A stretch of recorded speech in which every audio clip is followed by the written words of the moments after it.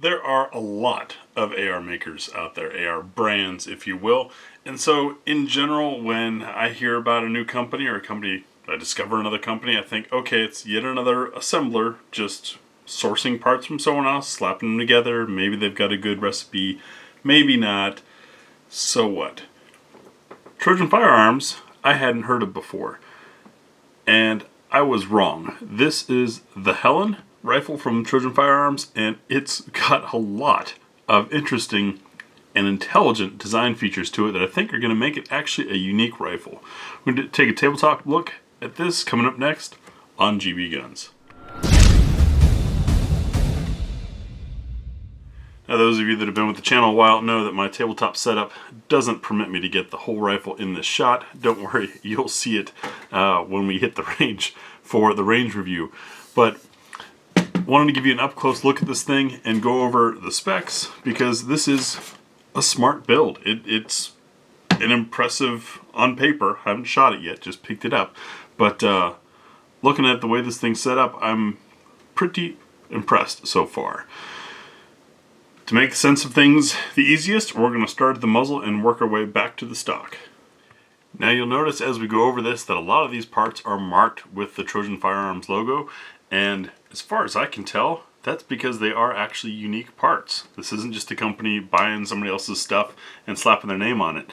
On the end, we've got a brake that has a little bit of a crown for maybe some flash suppression, and you notice these holes here, which are threaded, making this adjustable. You can set screws in there, as it appears to me, to adjust how much compensation or braking you're getting out of each hole. It's on with a jam nut assembly, which I appreciate, no mess for shimming, and attaches to this rather thin barrel. It's a pencil profile, stainless steel, which is my favorite. If you're new to picking AR barrels, there's a lot of people who will tell you a lot of things. In my experience, stainless steel barrels hit their peak accuracy point faster and maintain it a little bit longer. You just got to deal with the shine, which I don't mind a little bit of shine anyways. I did my wartime. I'm not buying an AR as a go-to-war rifle. I enjoy them on the range.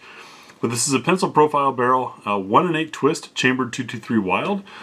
That's a smart choice in my opinion.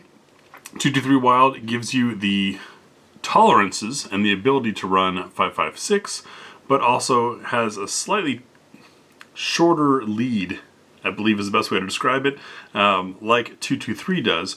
So you get the accuracy that you get out of a 223 barrel with the ability to run 5.56 ammunition as well. So it's sort of the best of both worlds.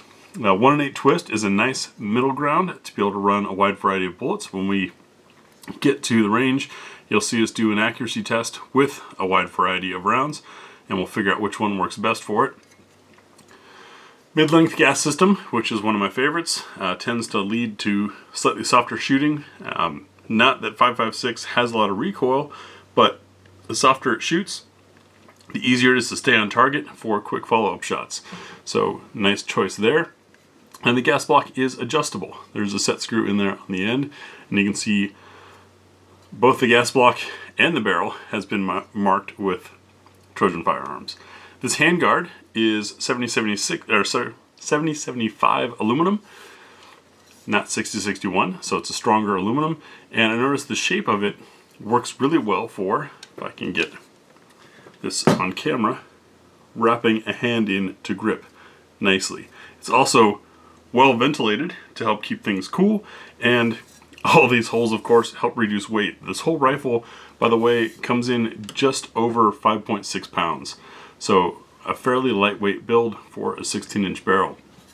I noticed too that we've got some broadening of the handguard here for the barrel nut to help keep the handguard off the barrel nut, not only so things fit, but also this is a spot that gets pretty darn hot pretty quickly on most rifles, so nice of them to make sure there's plenty of ventilation there. And if the lighting will catch it, looking down in here, it appears we've got 2 locating pins. There you go, now you can see the shine.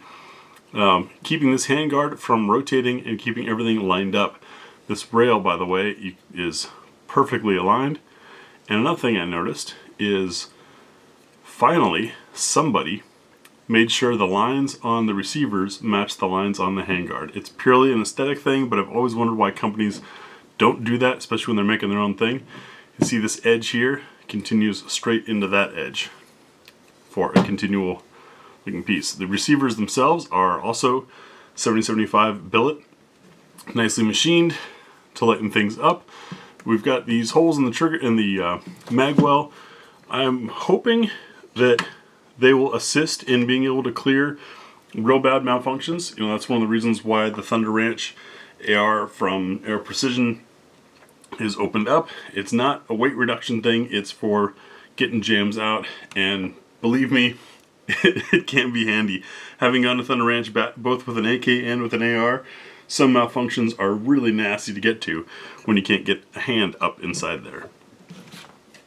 This is their own safety, and you notice it's on safe on this side and straight down here on the other side. What I noticed with that is when bringing my hand in, I can come off safety to get on the trigger, and coming off is a sweep down.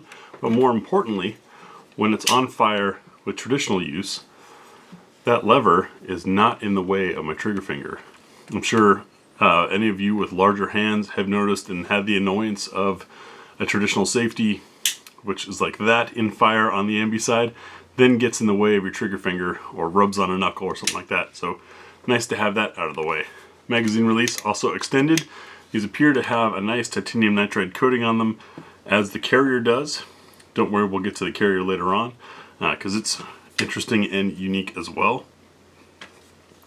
Nice large ambi charging handle of their own design, but it's obviously working from the other side. Standard magazine release. The trigger is their own drop-in. It's adjustable from 3 to 6 pounds. We're going to run it the way it came out of the box, which feels decent. Get back in front of the camera here.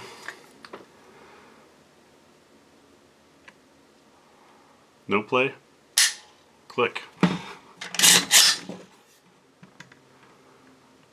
The reset is rather soft, but there is no creep or pre-travel. It's just when you get on it, you're on it and ready to go.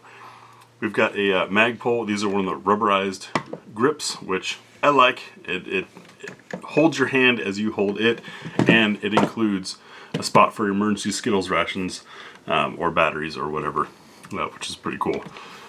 The castle nut is threaded, as in they use a set screw rather than staking. I thought that was an interesting gee, why not kind of thing. Standard end plate, and then we've got one of these MFT stocks, which I really like. I love this angle here because it does roll nicely into the shoulder when doing ready ups.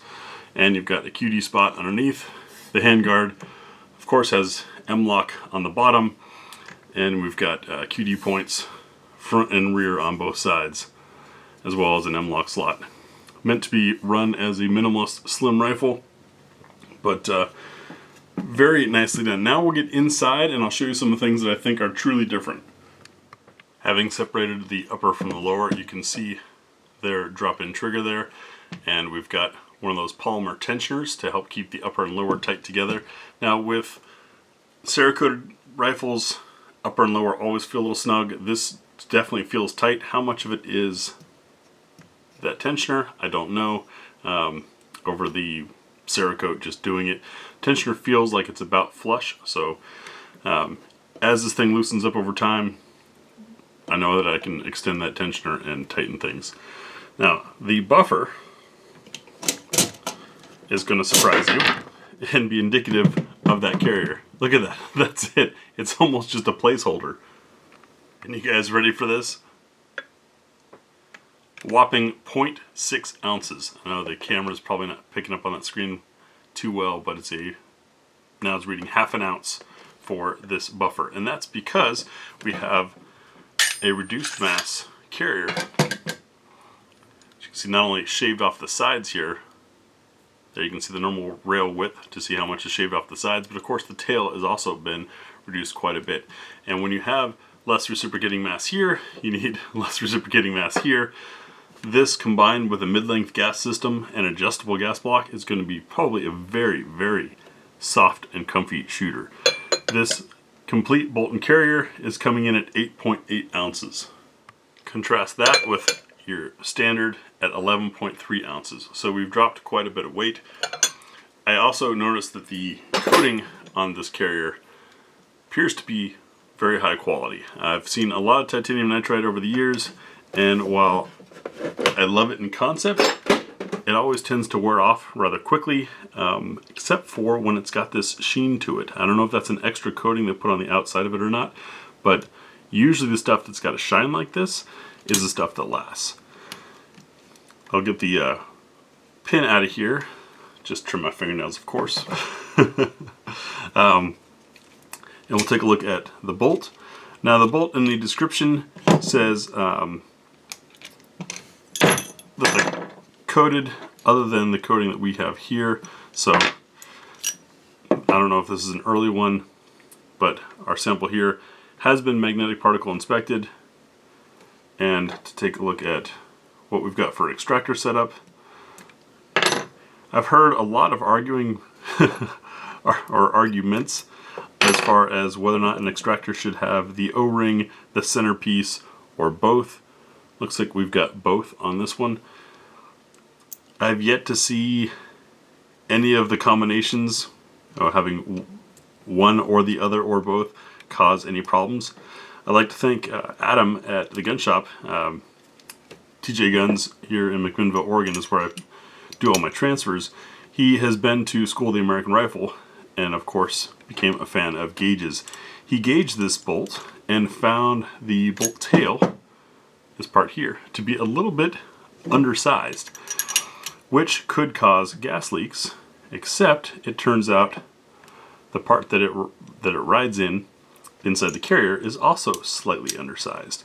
So that could be coincidental, or it could be by intelligent design.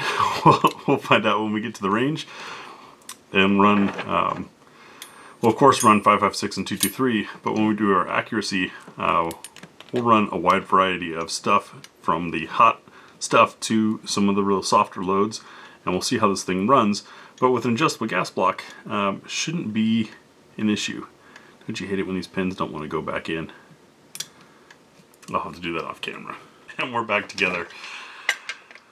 So, as hopefully you can see, and for full specs and pricing, etc., head on over to gbgunsdepot.com. That's where we'll have the full article on this with the full write-up. But this Trojan Firearms company seems to be actually doing something different, which I really appreciate. And it seems like this is going to be one heck of a shooter. We'll find out. It is polygonal rifling in the barrel, so we should get good accuracy, but we'll find out when we do the accuracy part. Just in handling it, I'm really impressed. It's something different. It's something that seems to have actual thought behind it. It's not just a bunch of Gucci parts slapped together, and their pricing is fair for something like this. It's obviously not an inexpensive gun, but they didn't go crazy on the price and demand a couple months mortgage payments for a rifle. So just wanted to show you this setup and give you an up-close look at it as you would do if you were able to get your hands on one and see it in front of you. We'll hit the range with this thing soon, but man, what an impressive build. It did come in a nice hard case. Not something I would fly with per se, but certainly a nicer hard case than a cardboard box, and something you could take to the range. It's pretty cool. They have 4 colors in these. The carriers are available in a variety of different colors. If you don't like flat triggers, you can also do a curved trigger. Lots of options when you set this thing up for order. We just said, send whatever you want to send, and we'll give it a try, because I had never heard of these guys before, and other than the handguard being unique, I assumed they were just another assembler, not somebody who's actually put the thought into a build that I'm seeing here with some of these features and intent. So, pretty cool rifle. I hope you guys are excited about it, or as excited as I am. and we'll see you on the range. Thanks for watching.